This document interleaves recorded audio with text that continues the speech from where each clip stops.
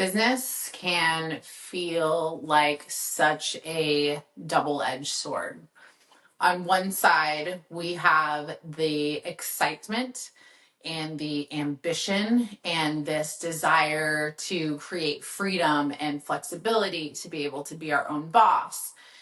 And on the other side of that, we have the reality of now we are playing all sorts of roles that we maybe didn't play before.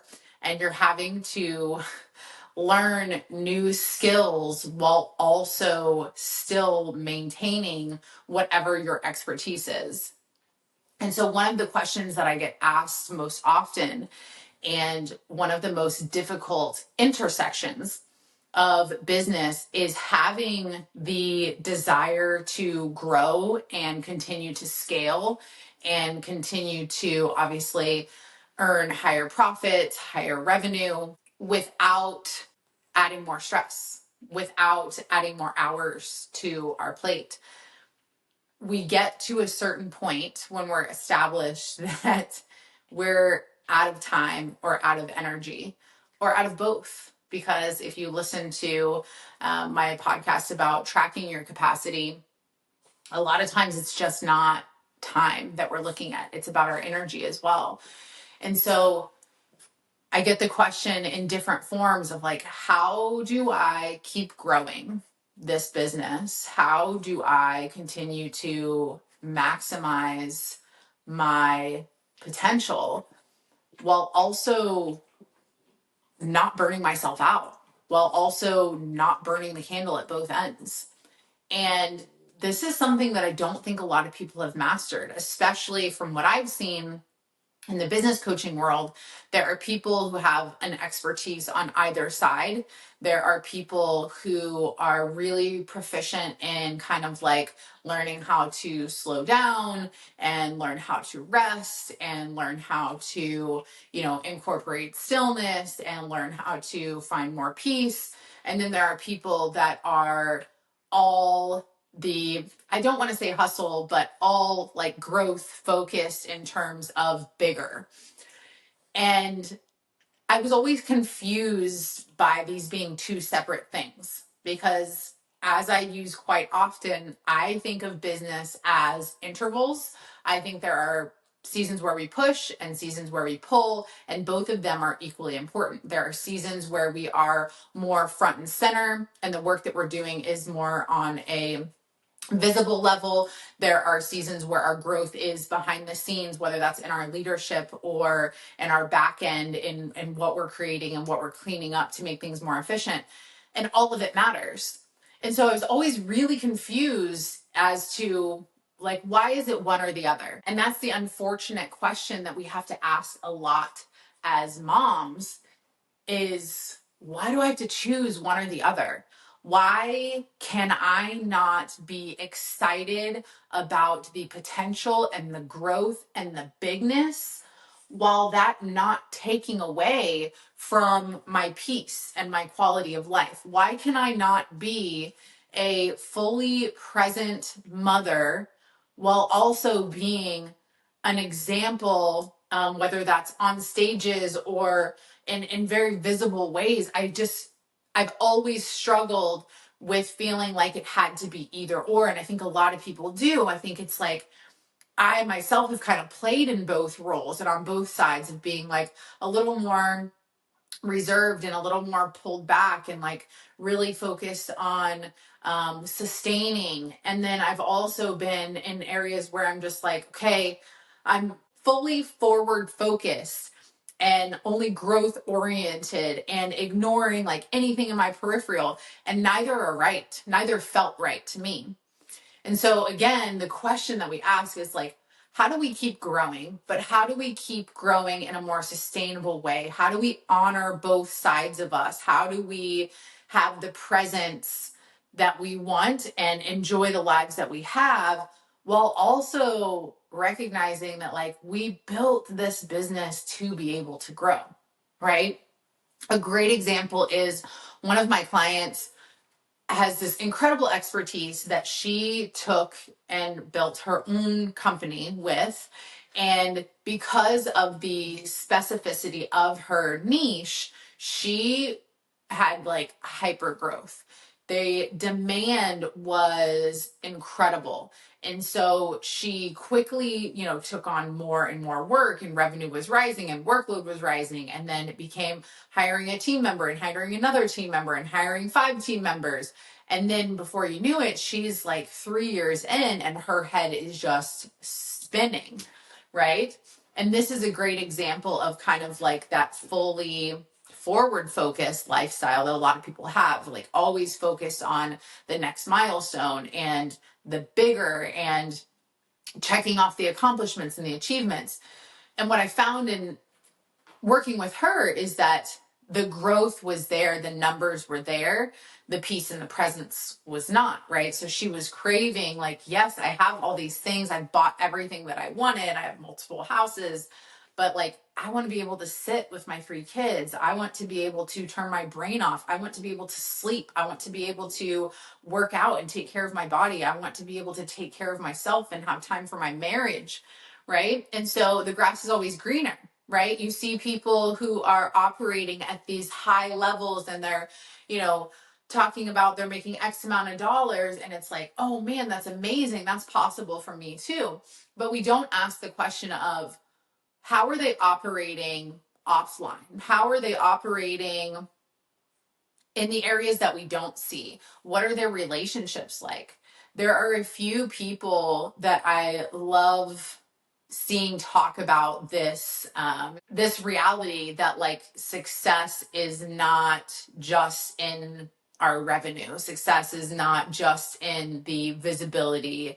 And one of them is one of the co-founders of Netflix, and I follow him on LinkedIn, and his name is totally slipping my mind right now. But anyways, he often talks about like, even in like the early startup days of Netflix, and like when things were busy and they were doing all the things that you have to do as a startup, he still had a weekly date night with his wife, and people will tear him apart in the comments. And it's so crazy to me that people are so close-minded to this idea of building success differently.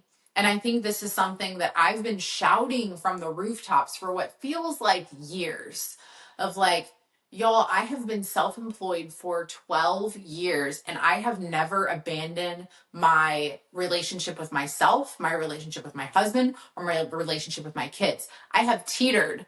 I have, I have been in those moments where I realize like, oh my gosh, I am ignoring like my mental well-being, or I am not being present with my kids. Absolutely. I'm human. And that's even why I'm even more passionate about it, because I realized in those moments that that was not aligned with who I am and what I value. So we have to learn how to scale and continue growing, but without inducing more overwhelm, without inducing more stress, without taking more time away from our families. And of course, this is like the meat of what I'm doing with a lot of my clients. But I want to tell you guys today some helpful ways that you can also continue to grow without sacrificing everything outside of your work. So when we feel this immense pressure to grow, what we first really have to question is the timeline. A lot of the stress and the overwhelm that we feel in business is because we are not just attaching ourselves to certain results that we want to get, but we're attaching ourselves to a certain timeline.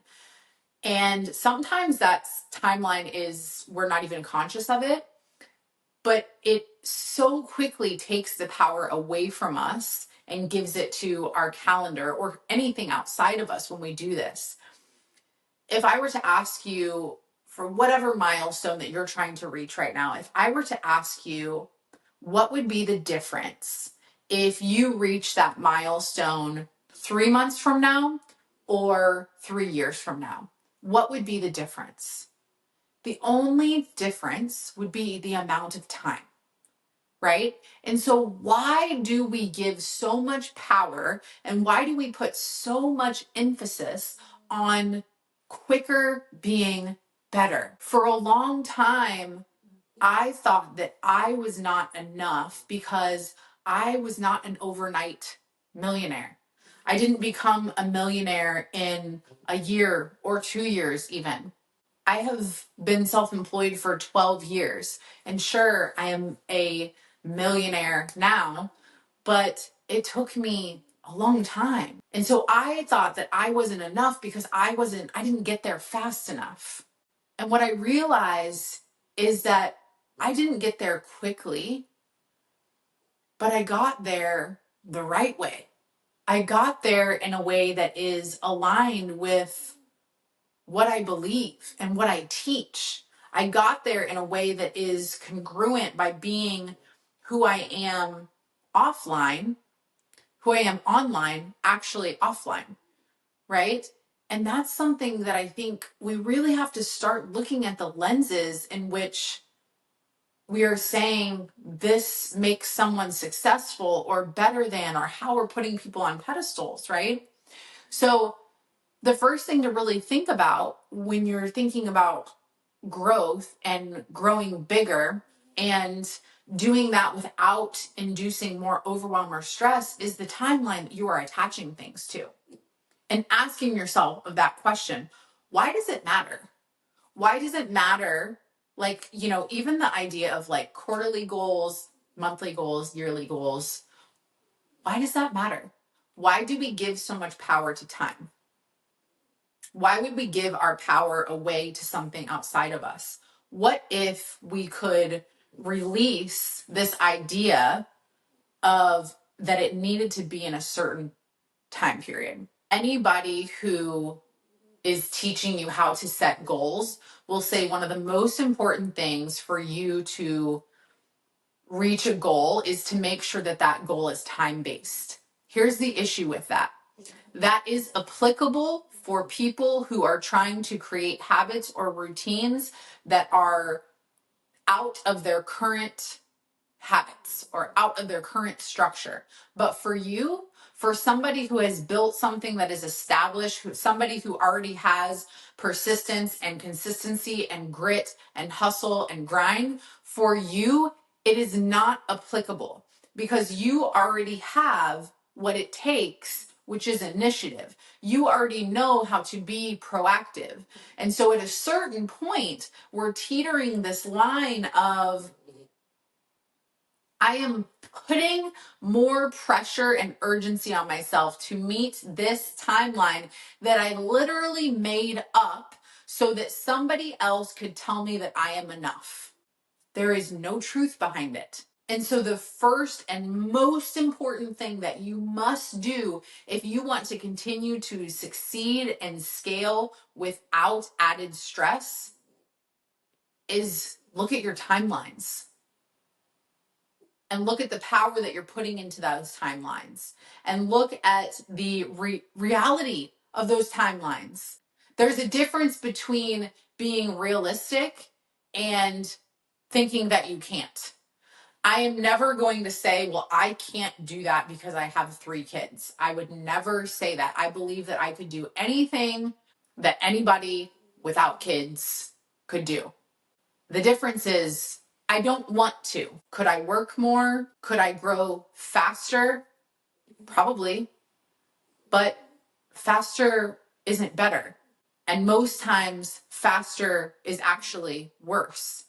In the case of my client, she had grown so quickly that it put her mental health at risk. It put her relationships at risk. It put her physical health at risk. Her stress levels were so high that it was affecting everything around her. But what does she have to show for it? Congratulations. You built $1 million+ business, and everything else in your life isn't going well.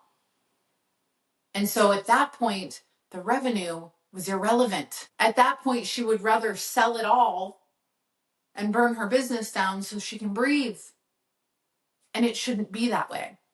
And so we really need to think about timelines and how we're using timelines and how we're putting deadlines on things. Is your timeline there to inspire you and motivate you? Or is your timeline, is it giving you pressure and stress? One of the things that I do in my business that you won't see me do anymore that I've done before is any sort of like live launching for programs where you see like you open the program and then you have, you know, a week to sign up and all that. So I experimented with that and it never felt good to me.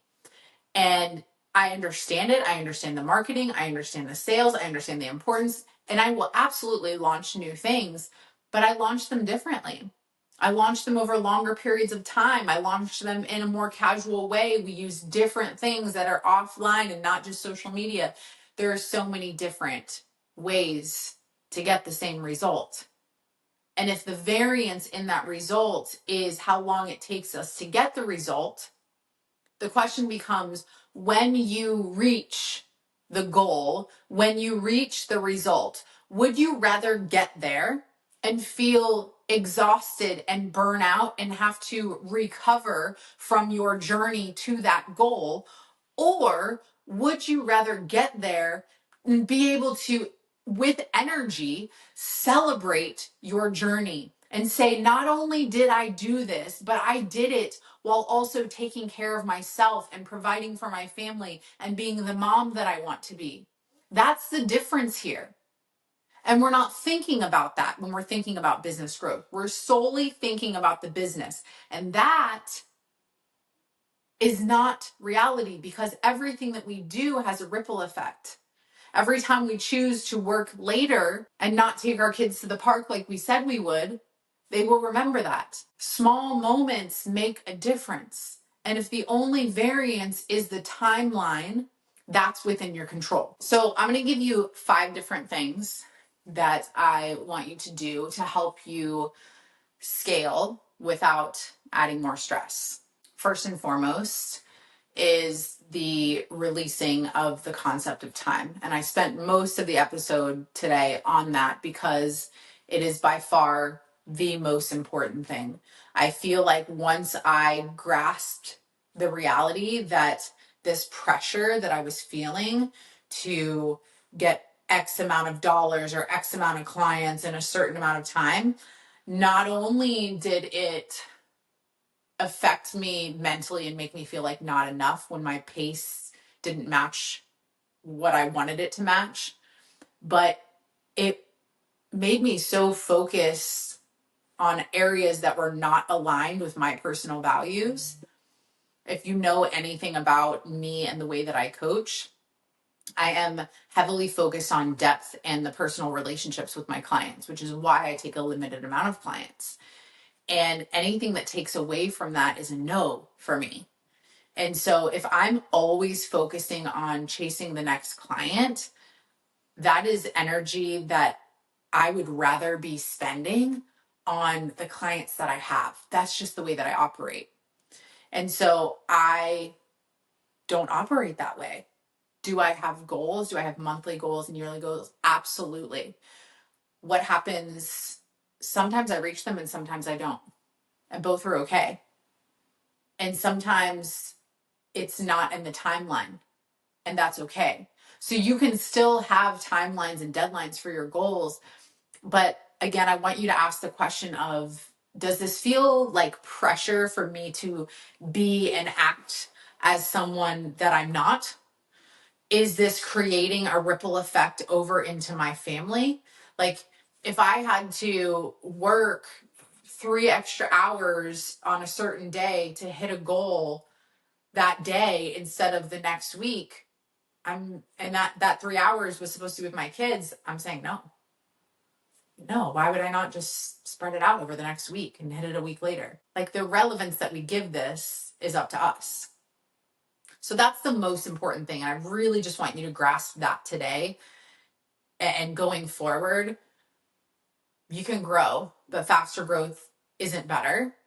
And we have to understand that when we put emphasis on quickness, what that's doing to us mentally and physically. So that's the first thing. Secondly, I want you to think about being preventative. So there are going to be stressful and frustrating periods because it's life. There are going to be periods where our responsibilities are heavier and more, and there are going to be periods where they're not, and both are okay, right? But we need to be conscious of where we are and our capacity, of course. And the best thing that I will tell clients to do when we have an upcoming, even if it's a week that workload is going to be a little bit heavier, is like, okay, well, what are you doing this weekend to be preventative? Are we sleeping more? Are we, getting some self-care time in? Those kind of preventative things on a smaller scale, but also on a bigger scale, things that are really great that we need to incorporate for preventative care to lower our stress levels are obviously anything that affects our physical and our mental health, right? So moving your body every day, my primary focus when I move every day is not to look a certain way. My primary focus when I move every day is to prove to myself and show up for myself and keep my promise to myself. That is the most important thing that I can do. My relationship with myself is the most important relationship, because when I keep my promises to myself, when I'm aligned, when I'm taking care of myself mentally and physically, I'm better for everybody that I'm in relationship with and everybody that I'm communicating with. So I want you to think about what you can do to be preventative. Start thinking through the lenses of, okay, my job is tough and it can be stressful, and leading this team and managing this team comes with its own set of challenges. And so am I going into those challenges with my cup empty, or am I going in with my cup full? An empty cup is going to create a reactive leader. A full cup creates a proactive leader, and that's who you want to be. So be preventative. Self-care, movement, mental health, these things matter. The next thing I want you to do is make sure that you are investing in systems and processes in your home and in your business that make things more efficient and effective. So anything that you can streamline, taking just even an hour, like every quarter, to think, what feels really clunky? What am I spending too much time on? What is really not working for me? What are things that pop up that are continued distractions, interruptions, or frustrations?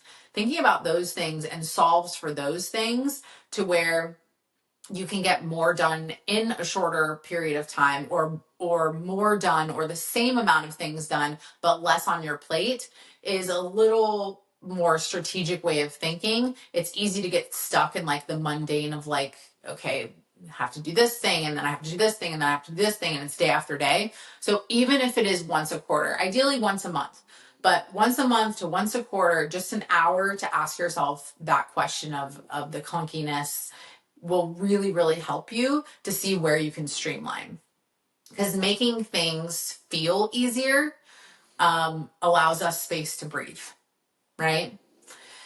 And then the next thing is your support system. So just like we need systems and processes and procedures in our business and in our homes, we also need people that can see blind spots, that can help us rise to the occasion, that can be a thought partner with us. This is why I call myself a thought partner with my clients, is because they will often have ideas or issues, and what they need is a conversation that is a dynamic of a back and forth where I can ask them questions and give them ideas based on what I know about them and their goals that can inspire change. And so you want to make sure that you have a good support system in place. We are nothing without the people who are surrounding us, right? Nothing that I have done or will do would be possible without my husband, my team, grandparents, like my kids. It's just like every direction that I look, in every crevice, in every corner, there is somebody who has helped me or is helping me. And so it is important for us to have a good support system. And when we're talking about the growth of a business, when we're talking about continued success, having somebody who sees things that you don't see because you're in your business is one of the most valuable things that you can do. And then the next thing that I want you to do is I want you to make sure that you are monitoring your growth. I want to make sure that you're monitoring your growth, but that you're creating different sorts of metrics for your growth that are more aligned with your personal and your business values, which there should be overlap there, obviously. But a lot of times we feel the pressure of growth because we are only defining growth by our revenue or by a certain amount of signups or collections or whatever it is. And so I would invite you to come up with some other key metrics that you can look at on a month-to-month basis to say, maybe revenue sustained, but, team hours were down. So we didn't have to pay out as much in payroll. Maybe revenue was down, but we recreated all of our SOPs. And so processes and procedures are clear and organized, and the team has now a full, clear understanding of everything. So we have to also, we need to create key metrics that are aligned with who we are as people. And we need to make sure that we are looking at growth differently. And then last but not least, I'll add this little bonus one in here. For your business itself, you need to make sure that you actually have scalable offers. Something that I run into a lot of times with clients is, in service-based business especially, we are trading our time for money. And so at a certain point, you run out of time and or energy, right? And so we need to make sure that we have things in place that are scalable, that we're considering the long-term view of how can we impact more people without taking away from the quality that we want to provide? What would it look like to provide a one-to-many service? How can I take a framework or a methodology that I have developed that I use with my clients and put that in a more teachable format? So these are things to think about in your current business, and making sure that you have the ability to impact more people without it necessarily taking all of your time away. So those are things that I want you to implement and think about. And some questions to think about are, when you zoom out, like what's not working for you, and being honest with yourself about that. And what support do you have that you're not fully utilizing? Or are you trying to do it all by yourself? What support do you have that you could leverage better? But really, this is just asking yourself, like, what can I do better? And then who do I need, or what do I need to support me in that better way? The key with growing without adding more stress to your plate is figuring out what your pace needs to be to align with the things that are most valuable to you. So I really want you to think about going through and, streamlining. You need to have that preventative care in place through your habits and your routines. And then when you know that you have a bigger, heavier workload coming, you need to be preventative and make sure that you are getting enough support and rest and taking care of yourself. We also need to make sure that we are really taking at least once a month or once a quarter, we're really stepping back and doing an assessment of the business. This is a great place to use my Female Founders Freedom Framework. This assesses 8 different areas of the business and will give you action steps to take in each area to make it better. And everything in the Freedom Framework is obviously built for sustainability and creating a freedom-based business. You can grab that for free. I'll put the link in the show notes for that. But yeah, we want self-care and preventative care, good habits, good routines. We want a monthly or quarterly assessment of what's working, what's not working, and to implement changes. And then we need to release the idea of timelines and what's feeling pressury on us. And then we need to ask people to look at our blind spots. Anytime that I've had immense growth in my business, it's always been because I took initiative based on something that I learned, whether that was from a book a mentor, a coach. My kids, of course, are always teaching me.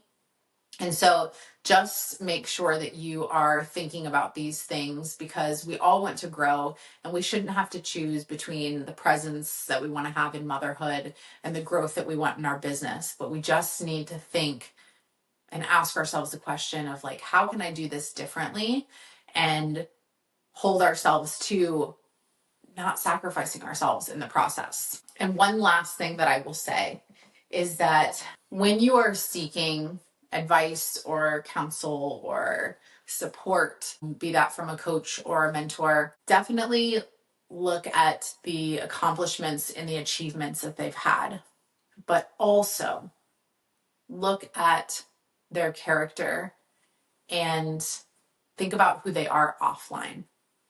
Because in my experience, I've learned some really valuable tools and tactics from coaches and mentors. But a lot of times I found that what I learned was not applicable because it wasn't aligned. And so I think one of the most important things that we can do is find somebody who we feel can understand us or mirrors things that show us who we want to be as people, not just the types of businesses or the amount of money that we want to make. So thank you guys for listening. I hope this helps you to think about how you can continue to grow without as much stress as you're probably feeling now. If you have questions, please feel free to message me. If you have feedback, if you want to hear more in depth about something that I touched on today, if you have questions, my DMs and messages and email are open to you. I love having conversations with you guys. I love hearing what you guys think about the show and how it's helping you and what you're implementing. So please tag me if you're listening to this on Instagram at the Mom Founders Table. Next week, we are talking all about creating boundaries while maintaining a great client experience.